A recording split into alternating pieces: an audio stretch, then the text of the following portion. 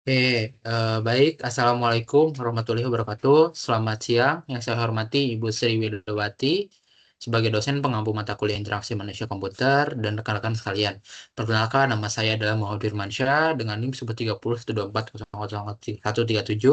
dari kelompok SSJ atau kelompok 4 program studi S1 Informatika Telkom University.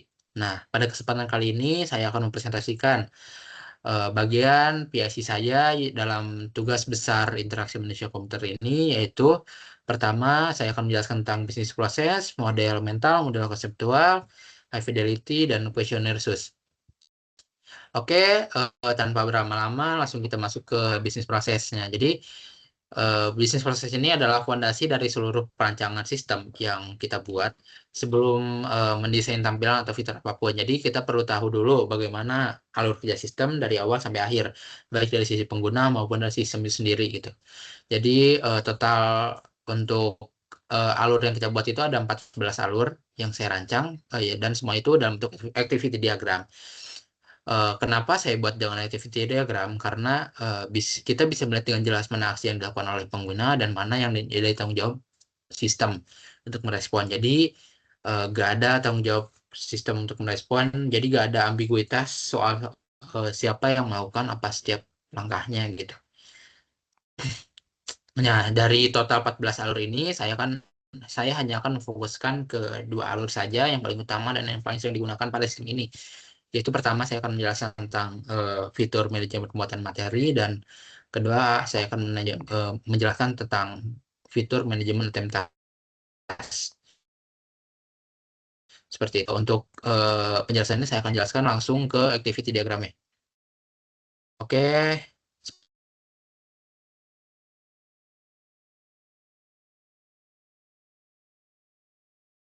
seperti yang saya jumlah autentikasi ini ditujukan untuk dosen dan guru. Oke.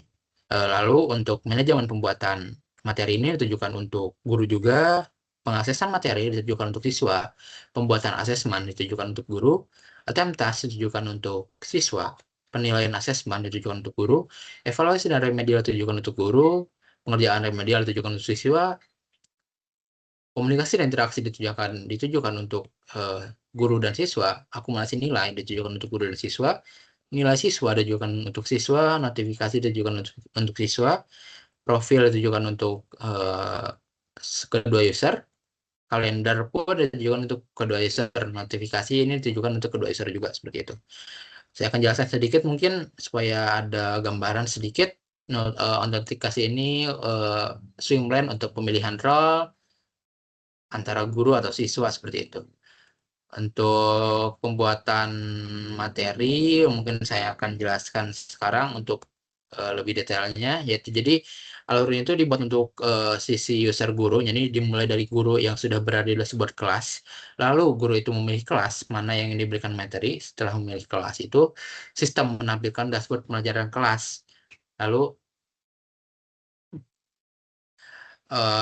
setelah guru itu masuk ke dashboard pelajaran kelas tersebut, jadi guru itu masuk ke menu materi. Nah, di halaman materi itu, guru klik tombol tambah materi dan sistem langsung menampilkan form isian.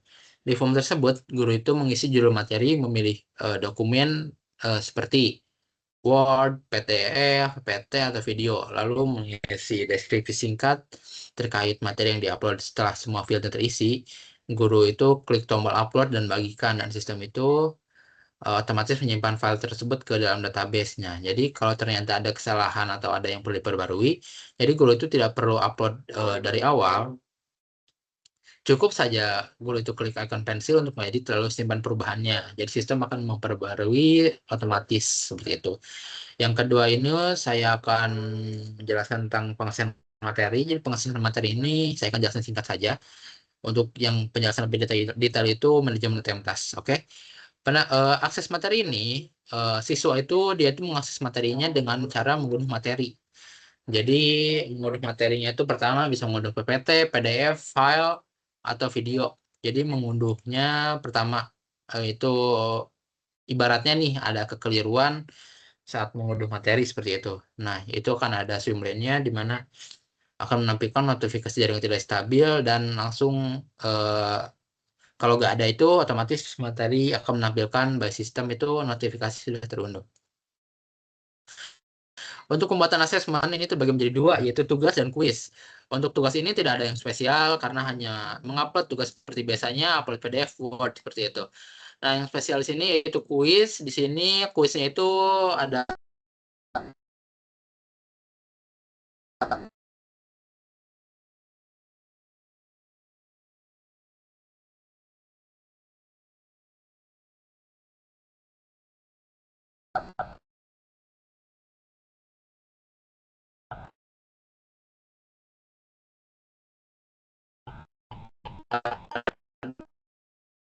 dua versi, dia tuh tidak boleh opsi jawaban lain. Gitu. Membuat manual soalnya gitu. Sama soal ingin merubah jawaban seperti itu. Oke, untuk manajemen UTM-TAS ini yang saya akan jelaskan lebih ketika siswa mengerjakan tugas atau kuis yang sudah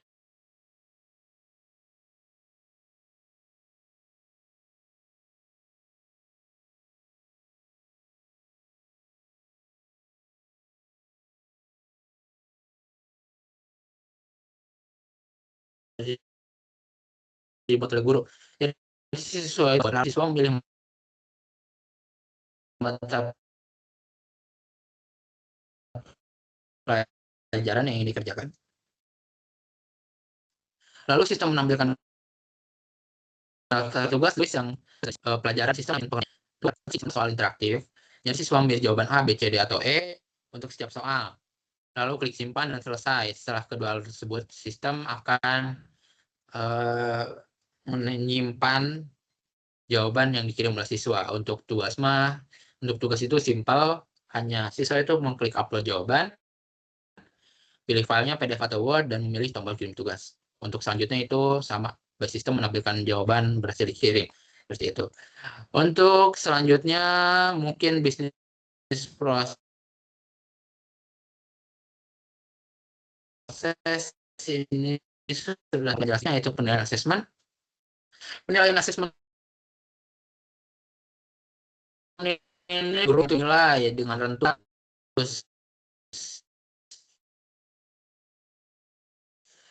nilai atau tugas seperti itu.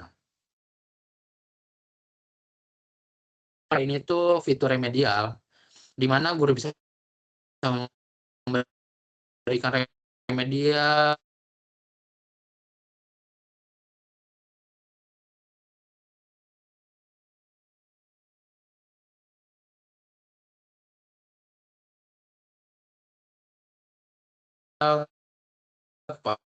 pada siswa atau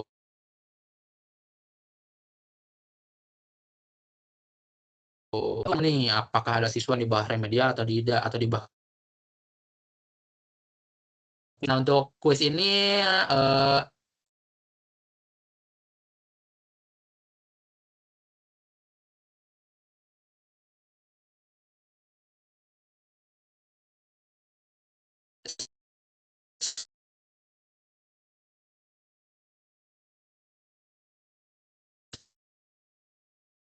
seperti yang awal tadi,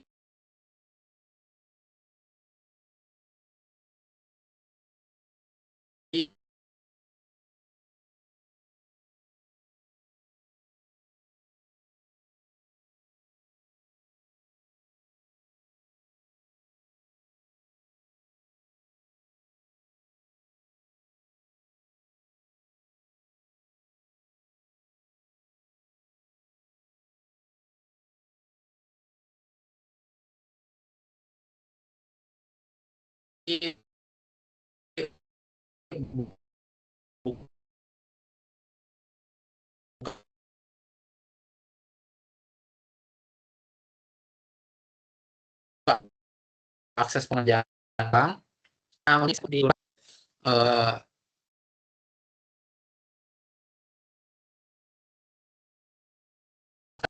di sini bisa mengakumulasikan nilai dan merata-ratakan seluruh nilai kuis atau ujian. Nilai tugas atau kuis maksud saya. Oke, jadi di sini guru itu memasukkan persentasenya dalam bentuk persenan. Nah, di situ otomatis setelah guru memasukkan persenan, itu otomatis akan terhitung otomatis by system. Guru itu selanjutnya hanya menyesuaikan saja, semisal nih, siswa A nilainya 90, dan jika siswa tersebut aktif di kelas, maka akan ada penyesuaian lagi, gitu. Penyesuaian misal aktif di kelas nambah 5 poin, berarti guru itu menyesuaikan nilai, yaitu seperti yang di Swimblend di situ, memilih nama siswa yang ingin nilainya yang diubah, mengetik nilai yang ingin dimasukkan, dan memilih simpan perubahan, seperti itu. Jadi ini khusus semisal guru ada penilaian di luar tugas atau kuis.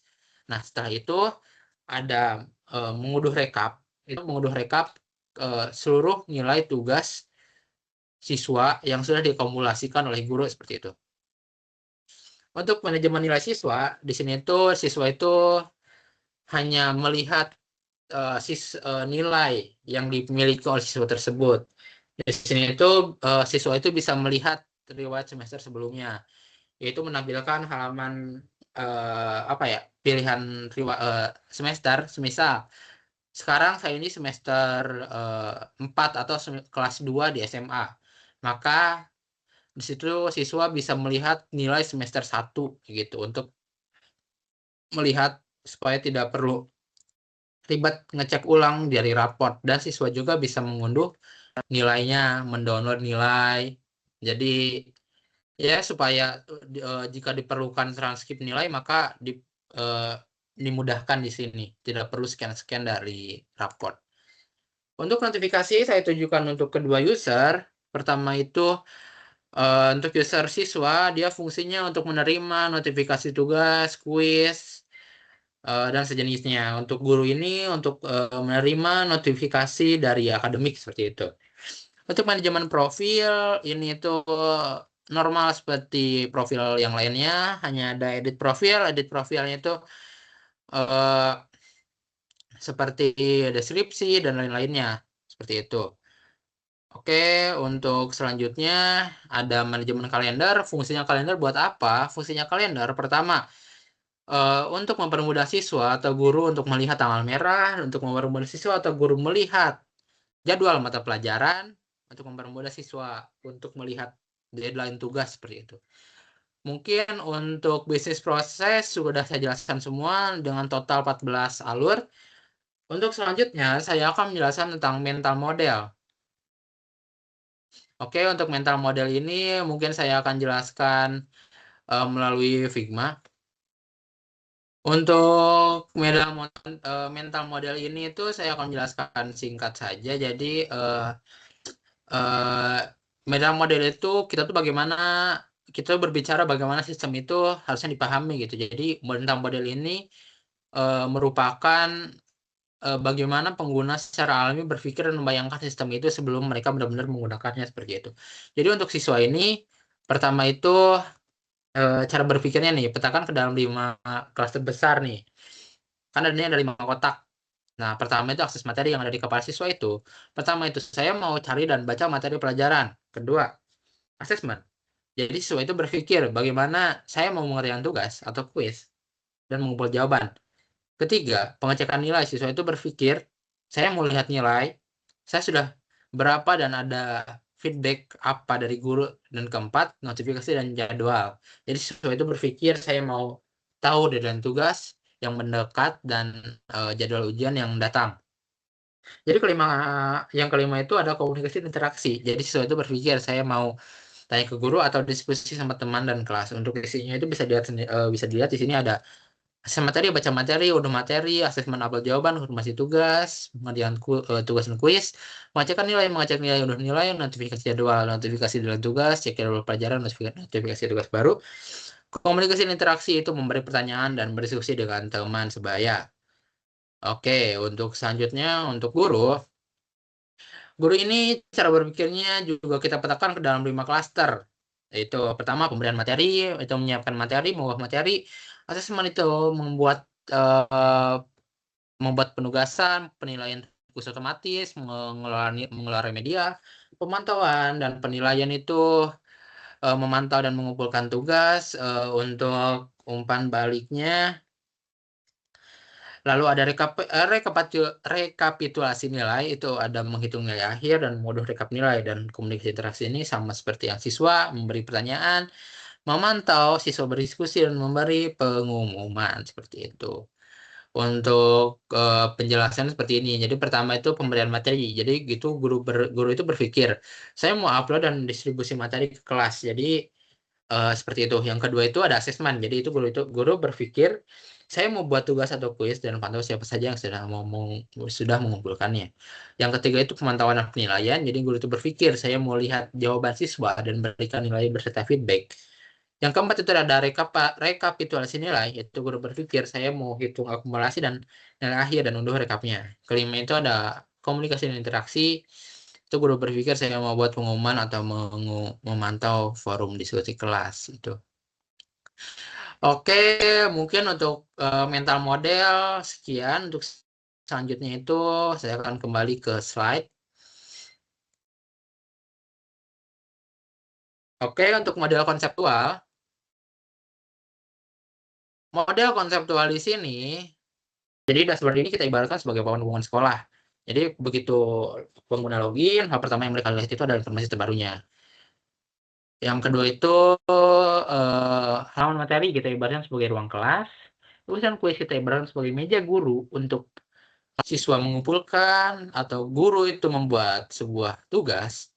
Dan halaman nilai kita ibaratkan sebagai rapor digital. Dan yang selanjutnya forum diskusi kita ibaratkan sebagai forum tanya jawab interaktif seperti itu. Jadi selain metafor yang kita buat di sini, ada objek-objek inti ada di sistem ini, yaitu materi pembelajaran, tugas, kuis, dan ujian online, remedial, nilai, dan laporan. Jadi jadwal dan kalender akademik, pengumuman serta forum diskusi. Jadi masing-masing objek ini itu punya aksi yang berbeda tergantung role-nya. Jadi untuk guru itu aksinya lebih ke arah membuat, mengelola, dan mendistribusikan, sedangkan siswa itu aksinya lebih mengarah ke mengakses, mengerjakan, dan mengumpulkan. Jadi perbedaan aksi ini tuh yang membuat kenapa tampilan dashboard guru dan siswa itu berbeda seperti itu. Oke, karena mental model konseptual sudah saya jelaskan, lanjut ke high fidelity. Untuk high fidelity ini tidak mungkin saya jelaskan satu persatu untuk desainnya. Jadi secara singkat ini high fidelity itu apa ya? Merupakan rancangan akhir dari proses-proses yang kita buat sebelumnya. Oke, mungkin langsung saja kita ke Figma di sini. High fidelity. Jadi sebelum saya menjelaskan lebih dalam, jadi untuk cakupannya sendiri itu pada di sini itu sudah lengkap untuk kedua role. Nah, siswa ada halaman dashboard, materi, halaman jurnal materi, tugas pengerjaan kuis, nilai, kuis semester, remedial, forum diskusi, notifikasi, profil, dan kalender. Nah, pada sisi guru pun udah ada semua. Semua fitur yang terdapat di atas pun sudah sama semua. Yang di bisnis proses, jadi total halamannya itu sudah sangat lengkap. Untuk high fidel, pertama itu saya akan menjelaskan tentang color palette-nya terlebih dahulu. Color palette-nya itu ada beberapa, itu biru utama, biru muda, kuning emas, hijau, dan putih bersih, dan hitam teks. Di mana saya mendapatkan ini? Pertama itu saya mendapatkan dari logo Mahat Sumedang seperti itu. Supaya siswanya tetap familiar, jadi saya harus menyamakan dengan yang sudah terbiasa oleh siswa tersebut seperti itu. Di sini saya hanya akan menjelaskan satu, yaitu manajemen materi, manajemen tugas. Pertama ini ada halaman pilih mata pelajaran. Di sini itu fungsinya untuk siswa memilih mata pelajaran. Di sini terdapat card, ada card biologi, informatika, ini kita ibaratkan sebagai mata pelajaran.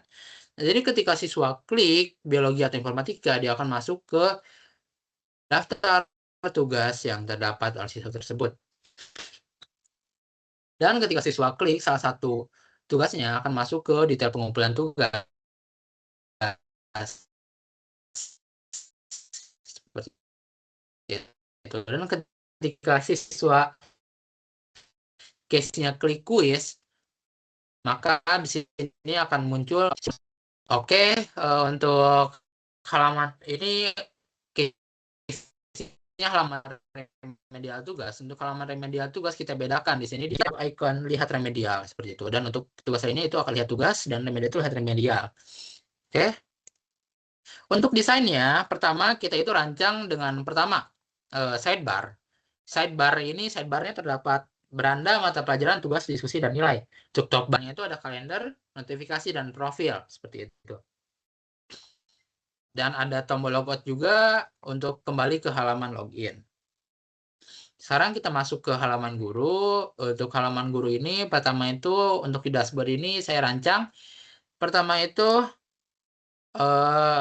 guru di sini itu di dashboardnya terdapat satu sidebarnya itu ada beranda, materi, tugas, kuis, dan nilai. Nah, maaf ya ini dashboard guru. Jadi untuk pertama itu ketika guru itu sudah klik login, dia itu akan masuk ke halaman dashboard guru di mana di sini itu terdapat quick access kelas, kelas yang berisi jadwal waktu kelasnya,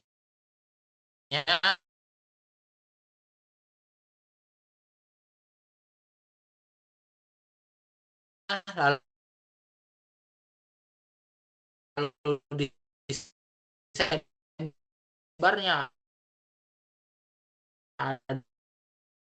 ada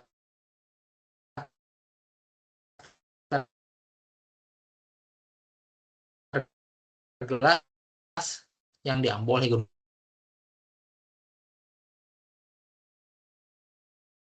tersebut.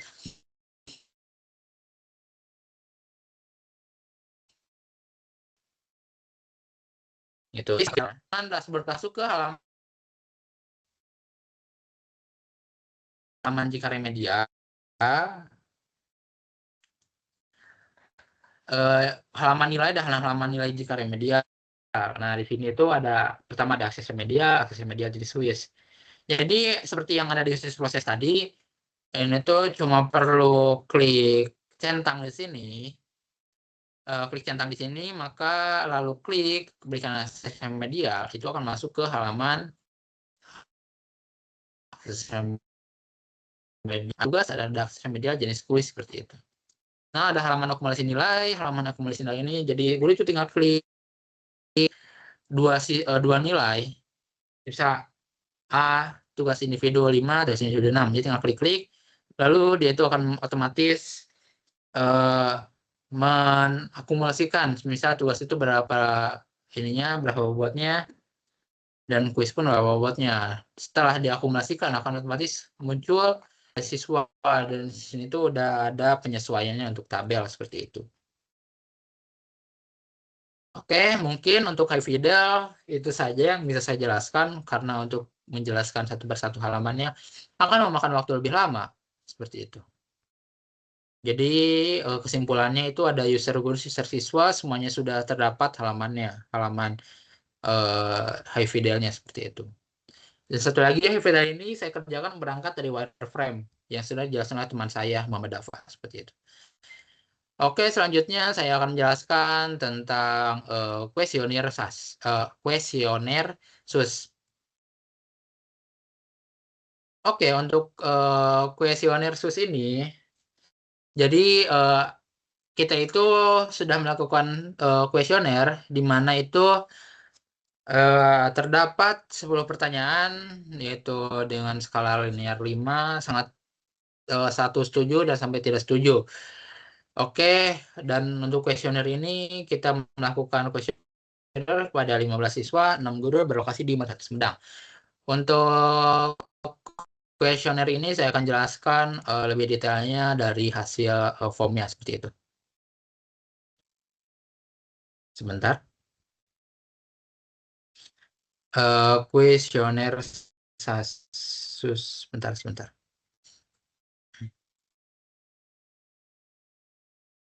Oke. Sebentar, Rodi.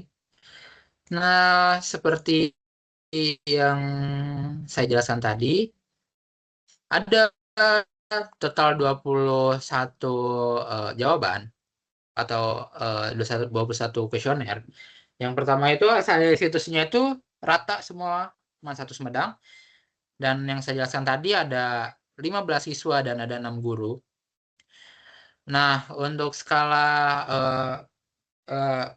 penilaiannya itu pertama itu dengan skala 1 sampai 5, yaitu 1 berarti sangat tidak setuju dan 5 berarti sangat setuju, seperti itu. Jadi kuesioner ini tuh kami sebarkan langsung di Mas Sumedang. Jadi kita pilih respondennya itu langsung dari lokasi karena targetnya pengguna nyata. Jadi saya lakukan kuesioner secara langsung. Mungkin saya akan lihatkan nanti untuk bukti kuesionernya seperti itu, bukti surveinya. Saya akan jelaskan di sini. Jadi saya rasa pertama itu ada pertanyaan pertama. Saya rasa saya akan sering menggunakan sistem ini itu. Jadi rata-rata siswa atau guru itu memilih 5, yaitu berarti akan sering menggunakan sistem ini karena ya emang bakal sering menggunakan sistem ini. Jadi sistem ini terlalu rumit. Kebanyakan memilih rata-rata memilih 1, 90%-nya memilih 1. Dan untuk pertanyaan ketiga ini semuanya hampir memilih 5, berarti dia tuh memilih sering. Dan untuk pertanyaan keempat rata-rata memilih option 1. Pertanyaan kelima rata-rata memilih option 5, bukan rata-rata lagi, hampir semuanya memilih option 5. Untuk option 6 ini rata-rata memilih 1, dan option 7 rata-rata memilih 5, option 8 rata-rata memilih 1, option 9 itu rata-rata memilih 5, option 10 itu rata-rata memilih 1, seperti itu. Oke, mungkin sekian. Sebentar saya akan jelaskan, saya akan memperlihatkan dulu list daftar hadir untuk kuesioner yang saya lakukan secara langsung ini. Jadi saya lakukan langsung ke kelas 15 dan ada beberapa guru yang mengikuti dari wakil kepala sampai guru dan sampai PJ, dan ada 16 siswa dari kelas 15 pemilihan komputer. Dan ini untuk dokumentasinya. Oke. eh Ya mungkin itu merupakan sedikit penjelasan tentang pembagian tugas saya pada LMS Mantap Sumedang ini, dimulai dari bisnis proses sebagai fondasi alur, model konseptual dan fundamental sebagai landasan, IVDA sebagai prototype atau perwujudan visualisasi sistem, hingga akhir kuesioner SUS. Nah, apabila saya ada kesalahan, mohon dimaafkan. Sekian dari saya. Wassalamualaikum warahmatullahi wabarakatuh.